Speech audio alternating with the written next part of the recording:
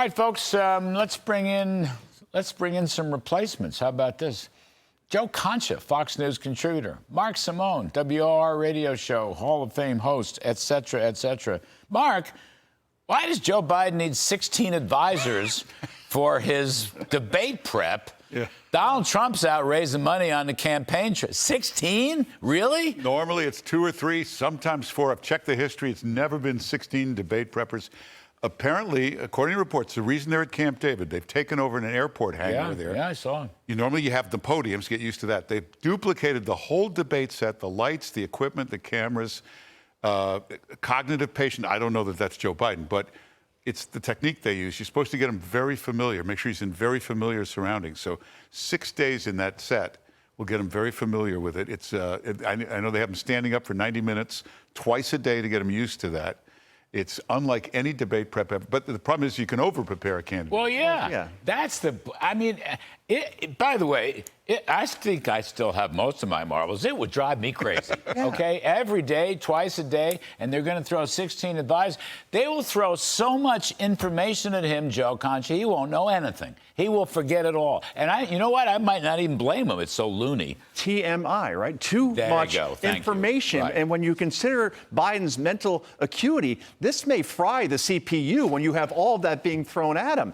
And Trump should ask at some point during this debate, why, Joe, did you need to be removed from civilization and isolate yourself like James Caan in the movie Misery? Remember, he had to go off to the cabin until he was, tortured by, I think it was Kathy Bates, right? I mean, you've been president for 3.5 years. I mean, don't you know your own record by now? And to Mark's point, 16 guys? I have 16 guys on my softball roster. Why do you need that many people? So you're going to see a Biden that is probably packaged and homogenized, and you're going to see Trump freewheeling. The question is, which Trump do we get? The one from the first debate who was angry and tried to bulldoze Biden, or does he sit back and let Biden be Biden and let the onus go on him as far as speaking extemporaneously? I will say, until I'm gone, that he was off his game. Mr. Trump was off his game in the first debate because he was not well. He had COVID, right? He had COVID. Yeah. He had COVID. Because I was in with him for only a few minutes before that debate, and it was clear to me that he was not well. And I think that affected him, but he's going to be much better this time.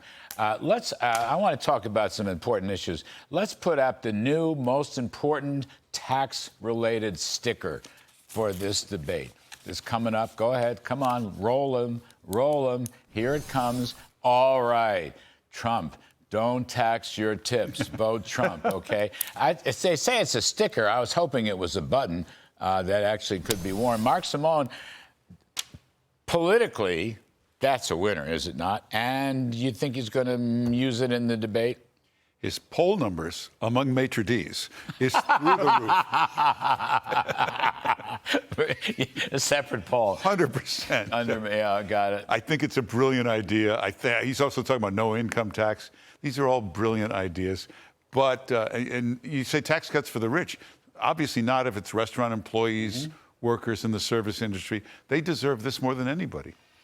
Winner? I think it's a winner politically. I've got some of my wonky friends say it's not a winner in terms of policy. To me, it's so simple. Either taxes are going up or down. In this case, they're going down. That's a winner.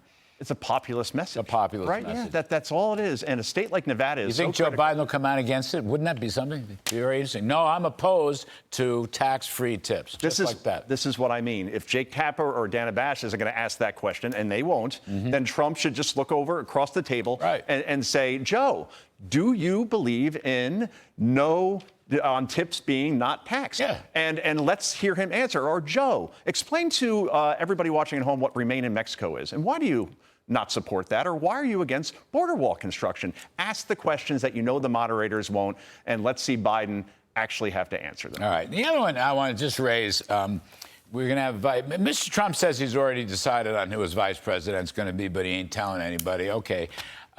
We had a situation on set, a very good friend of mine, Doug Burgum, the governor of North Dakota, looks a lot like George Washington. Let's put this up on the full screen. Now that could, I mean, Trump. I'm delighted to say a lot of people saw when we had this conversation, he and I, on Friday's show. I asked him how long he's looked like George Washington, and he in good humor said 10 seconds or 10 seconds ago. But this thing's going around the media quite well. Is it going to hurt or help his chances of being vice president? Mark Simone, I ask you. I think you just got him the nomination. You know, if you watch Trump through the years, the Trump organization, he always goes with the older, distinguished-looking business guy. George Ross, the guy in The Apprentice, Alan Weisselberg. And last time he had to pick a vice president, he picked the older, distinguished-looking guy. I think that's going to help Burgum. Can we put the two on the full screen again? I want people to take a look at it because I'm going to ask Joe Concha. Which one is Doug Burgum and which one is George Washington? Let's see, Burgum's on the right, right?